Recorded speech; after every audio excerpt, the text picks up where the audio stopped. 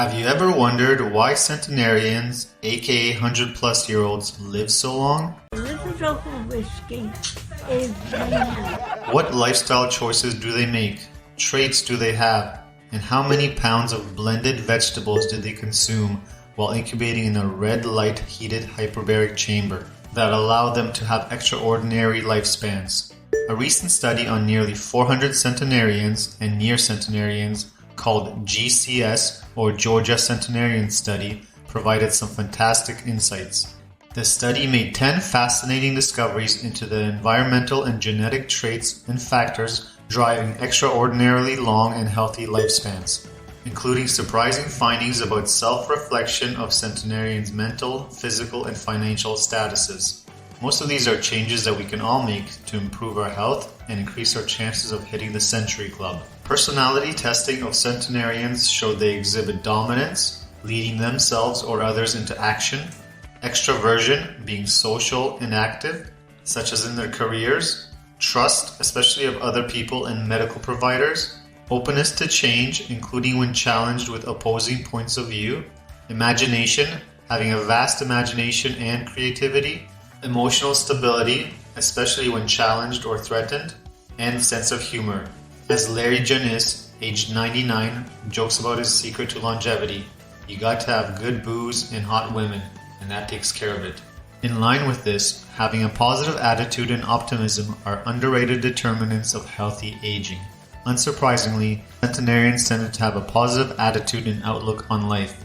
Those with negative emotions had lower life satisfaction over time. As Ruth Sweedler, 103, said, "I'm interested in everything, and I'm in the here and now. I don't look back, I look forward." Most centenarians worked decades beyond their retirement or found other activities that gave them purpose in life. Case in point is Dr. Ephraim Engelman, a 104-year-old rheumatologist who died at his desk at work in between seeing patients. Assessing cognition of centenarians found a surprising result. Over 90% of 100-plus-year-olds had some degree of cognitive decline. While it looks like cognitive decline is largely unavoidable in older age, the degree of cognitive decline is of greater importance.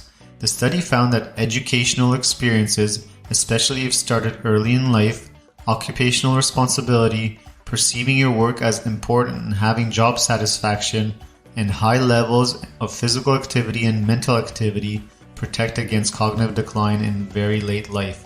For instance, the 100-year-old Margaret Stretton didn't retire from her career as a sacristan I don't even know what that means. No one knows what it means, but it's provocative. until she was 99 years old. When assessing mental health, the researchers found that most centenarians generally had good mental health, showing lower levels of depression and anxiety. Good mental health correlated strongly with their self-rated physical and functional fitness, low neuroticism, and a perception of financial stability. The researchers also found that social support is key to longevity. Most of us are aware that having a close-knit group of family and friends is critical to living a long and healthy life. The GCS researchers found that more than 90% of centenarians reported having at least one confidant, whether it's a friend or one of their children. Juan Vicente Perez Mora, who recently passed away at 115 years old, said that he treasured the love of family and the love of God most, both enabling him to be part of a community. As for physical and functional health, the researchers found that most centenarians appear frail, showing difficulties walking or caring for themselves, which was another surprising finding.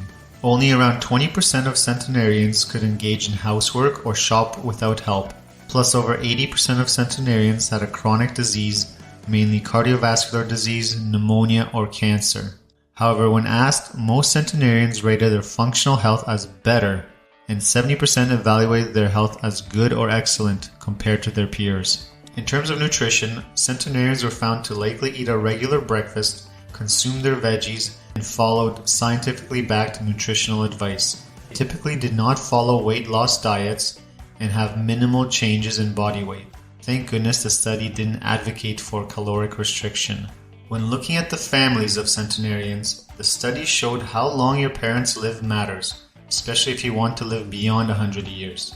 The researchers found that the father's age at death, but not the mother's, had a positive effect on the number of days lived beyond 100 years. So make sure to pick your parents wisely. As for genetics, the researchers found several genetic markers contribute to longevity, such as the FOXO3 protective allele, which regulates cell response to oxidative stress and nutrient availability, in turn reducing the risk of age-associated diseases such as cardiovascular disease, cancer, and bone fractures. And the ApoE2 variant alters cholesterol metabolism and injury repair, and lowers the risk of many age-related diseases. Fret not if you're not one of the lucky genetic lottery winners carrying the life-extending versions of these genes, because many studies have shown that only 25% of variation in human lifespan is driven by genetics, meaning that your lifestyle, life experiences, and luck, which are all modifiable to a degree, are the main determinants of your lifespan. As for economic resources, it's well known that socioeconomic status has a major impact on health and lifespan. Many studies found that those living below the poverty level have decreased lifespans. Surprisingly, GCS researchers found that 2/3 of centenarians had incomes under the poverty line.